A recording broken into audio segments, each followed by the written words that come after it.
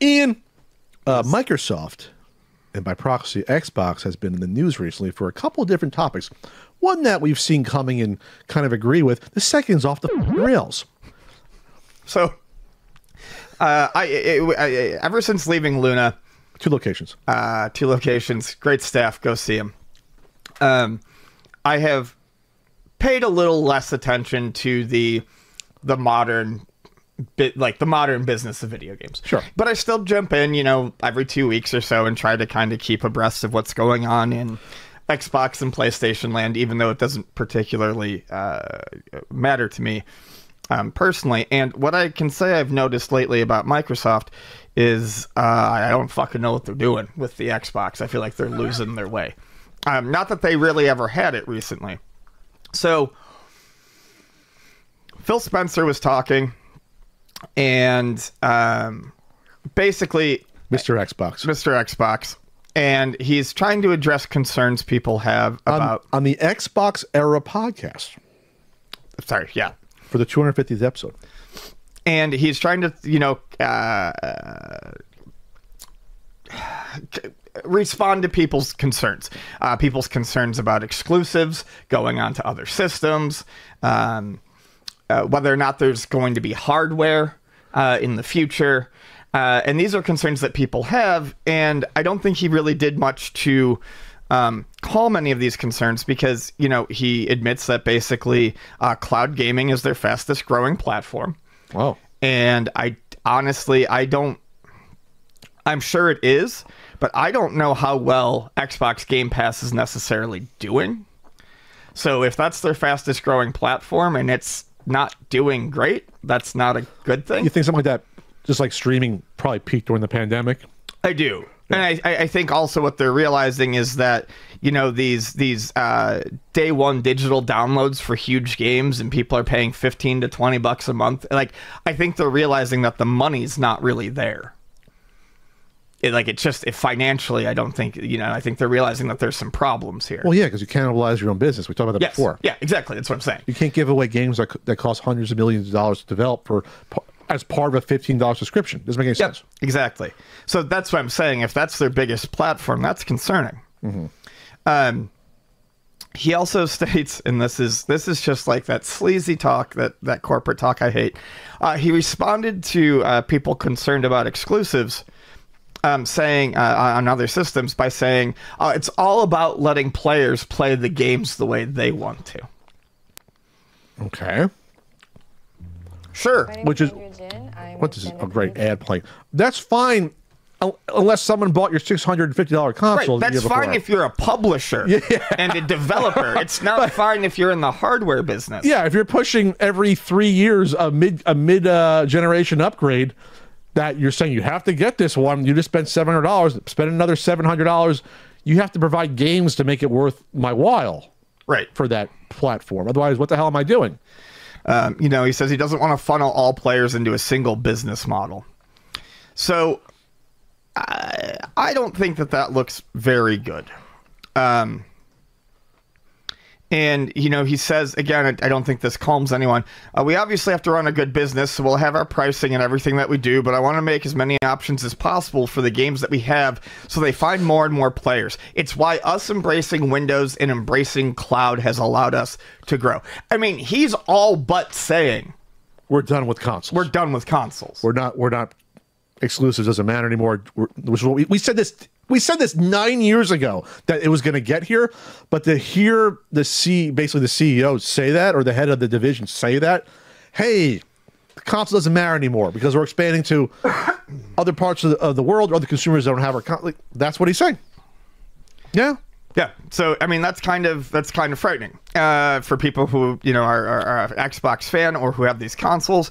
So what's it sound like they're going to do? It sounds like they're going to, you know, kind of pivot towards maybe development and publishing, but things don't look rosy on that horizon either, because Microsoft and Xbox are working on an AI project called Muse. And what Muse is supposed to do is, and now I can't open the article, but good thing I remember and read it. Muse is basically a development they're looking at it as a development tool for fast prototyping that would basically kind of use AI. So they train it on games. Train it on existing games. They train it on existing games, and then they would use it to kind of create the initial physics of and design of levels, basically letting AI do level design. And gameplay mechanics. Yes. At the same time. Yes. Okay. I'm looking at the Wired article. Wired has an article here by Megan. I can't pronounce the name. Fakir-Manish. That's the one I read. Fakir-Manish. Unfortunately, it says I'm at my limit and I can't reopen it. Okay. But so that's the one I read. And tons and tons of developers. It was trained on Ninja Theory's multiplayer game Bleeding Edge. Well, but it said developers, you can build parts of games. Okay. Yes, but basically the prototype was developed on that, and now they want to do it with other games. Other games. Okay. So, developers came out against this. Obviously, programmers, talking about how fast prototyping is, an actual skill that needs to be done by humans, and how this is AI. This is them promoting AI programs to a community where these programs are replacing people on the staff. Okay, let's back up. Even before you get there, though, let's say in theory that this isn't an underhanded way to eventually to say, hey, we can eliminate programmers or designers. Let's just say that their heart is in the right place and saying we can more quickly prototype games this way. I would say this: it's so creatively bankrupt. Because if you're training it on pre-existing games, every game that you then use in this new AI engine is going to be derivative of the past games. It's like using AI to write something. You're never going to get anything truly creative because it only can exist on it only thinks within the body. Yes, you have a pre-constructed sandbox of what it's like a game maker on PlayStation 2. Like I said, you can make a certain type of game with that loves Ian and has bunny characters. So imagine. Oh God, that's a deep. Wow, cut. that was good and compartmentalized. Thanks. I just dragged it out of your psyche 10 years later. Right out of the closet. That's why Ian loves me. He gets instant PTSD. So the point is this: if you have certain games that you can model this on, but then you're prototyping new games, they will just be like derivative AI slop, but from games. So the mechanics won't vary widely from what's pre-existed. The looks won't vary widely, visuals from you fed into it. There's no chance in hell, unless a human does it, that you're going to create something unique and original.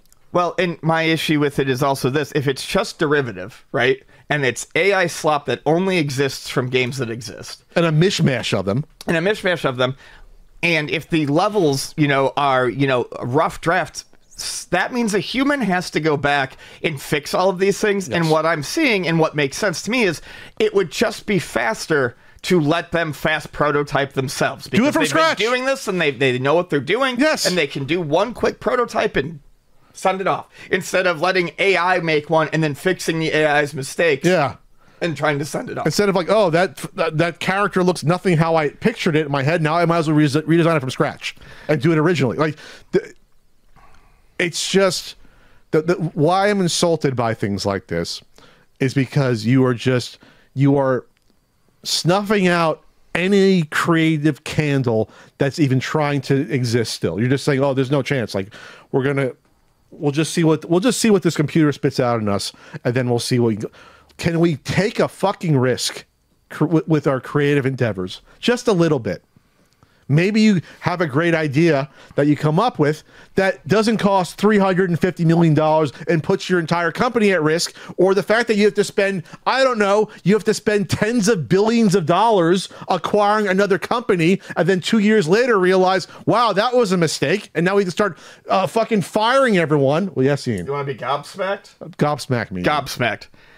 Phil Spencer also had this to say about AI because he must know that everyone has no interest in this. So he acted real slimy again and used a word that we love, used in its proper usage. Oh, no. Preservation. Spencer decided to fucking jump in and say that this AI is going to be used for preservation. The P word. And the reason why how it's going to be used for preservation is the AI will take old games and work them into versions you can play on your Xbox. What? That's not how it works, Phil. That's not at all preservation. Wait a second. I'm not even sure that's not even how it's going to work. What are you going to? You're basically saying you're going to train the old games and then spit out a new version in your little AI sandbox version. AI arcade. Yep. Oh my God! Just fucking. That's kind of how I pictured it. That's not. First of all, that's not preservation. No. Because the preservation is the original. Yes. The original. Untouched. Preservation has absolutely nothing to do to releasing a horribly AI upscaled version of fucking Blinks the Time Sweeper. Good Blinks. We love Blinks. I know. I just kind of reached as far back as I could. But with Microsoft. Yes, an AI port is not preservation. Yeah. Preservation is making sure that you can play the original. Fucking Fusion Frenzy in 4K. We'll do an AI. You're gonna love this because he's done this with True Lies. Your buddy James Cameron. What if he did an AI upscale of aliens? And called it preservation. You'd lose your fucking mind. You're losing it right now. My bricks. I'd shit bricks. He did it with True Lies. People were saying that the 4K version is fucking terrible. That's awful. It puts weird faces on people in the background to try to make them clear and weird shit like that. So imagine if he's here. So that's the point. AI upscaling or slop, whatever you want to call it, is not preservation because you're altering the original. Well, the other thing is when he's talking about it, he doesn't exactly say up. He doesn't know how it would do what he says. It's theoretical. He's just smashing words together, like a monkey holding two rocks.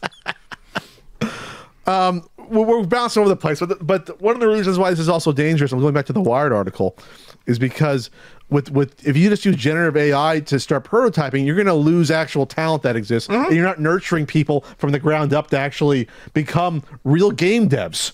Right, that's where creativity happens. Yes, and that's where you learn. You make mistakes, maybe you fail, but you are learning and getting better. Oh, that idea didn't work, but you know what? In that idea that failed, there was this little part that we can maybe use for this other. That's part of the creative fucking process. Yes. And the fact that I would have to explain this to the head of a gaming division makes me fucking sick and gives me a headache. His investors, he just thinks his investors want it, and until the investors don't want it, this is how video game companies are going to go. And the same thing no developers, all in on AI. And the same thing in the music industry and in the movie industry and TV is most of the time, not all, the vast majority of the time, the money people, the people running the show have not a fucking one creative bone in their entire body or have gone through the process of creating something. Creativity is not a prerequisite for C-suiters. So they don't know the value of creating something. They don't know what goes into it. They also don't know that you need humans in order to perfect these things. And it's not a sort of creativity and art is not a machine. They're trying to turn everything into a machine. You can press a button to just output like it's fucking like it's a spam factory and you're just going down a line. That's not how art and creativity works. And I'm getting worked up. It's because I consider myself a creative person and I'm insulted by these sort of endeavors. But before you get into wiping out people's jobs, which is terrible, but to respect the process of creative art entertainment, it's like that's why people like things. Yes, and automation I feel like is also just as an idea. You know, you've seen things like this before where you think this is the future, but then you actually get into the future and it's not there at all. Look at it's a silly comparison, but look at the cartoons from the 40s and 50s that did the House of Tomorrow shit, where everyone thought we were going to be living in these automated push-button houses. Yeah. And they actually existed. They prototyped them and showed them at World's Fairs and Disney and everything. And you know what? It turns out no one fucking wanted that. It broke all the time. It takes all the energy out of doing anything you're doing. There's no interaction. It's lifeless? It's lifeless. And you're like a robot? And suddenly people were all of a sudden like, no, okay, I am happy cooking and cleaning and shit. I want to baste a turkey. Yeah. Why not? The human involvement in a thing is part of what makes it satisfying. It's not always the end result, which is also part of the creative process. It's not just Z, it's A to Y before Z. Yeah. Like it's a whole It's a whole path. It's a journey to get there. And you discover and rediscover things along that path that you would never have thought of if you just try to hit a button to create a game or to create a movie script or create a song. You're missing the fucking point. Which, unless you're a person that has ever created anything, you have no idea what I'm talking about. That's what I'm trying to explain. That it's not the end result matters, but there's a whole reason why you work to the end results. It's part of the whole. You don't get brilliant results without going through a difficult, sometimes very awful process to get there, but you have to go through it. Yeah. There's a reason why when people say the making of Star Wars was a fucking mess and there was a lot of sacrifice that we made. They had to re-edit it because the first edit sucked. Like, you have to go through it. It's like Bloodsport. I mean, yes. No, I know. Van Damme re-edited Bloodsport because the original. I read the original script is kind of nuts. They had to cut a lot of that jujitsu crazy Frank Duke stuff out of it to make it work and to re-edit down. I think they probably re-edited down like the montage to make more sense, things like that. Thank you, Van Damme. Predator had to be re-edited at the end too. So I mean, yeah, the greats. They edited Van Damme out of Predator. Yeah. That's funny. He's responsible for Bloodsport and Predator. It's funny. No, what was I saying? I mean, that's really all I've got to say on it. I'm not trying to soapbox too much about like the techno dudes out there that are just saying, well, a computer can create what a human can, but like, let's just pump the brakes on trying to remove humanity out of everything while we still have a humanity left too. Can we do that? Can we celebrate humanity? Why am I getting all misty-eyed about this? Can we just celebrate that we create great things? I had a moment, and we're brilliant on our own. I had a moment a couple weeks ago, and this is an unsurprising thing to anyone, I suppose, what I'm going to say. But like, I sat down and for extra napkins, we watched Citizen Kane. I'd never seen Citizen Kane before. Really good movie. Very important in the history of film. And it was something that I went to go watch, thinking I'm going to be watching this as an artifact and judging it as an artifact. No, it was just a good movie.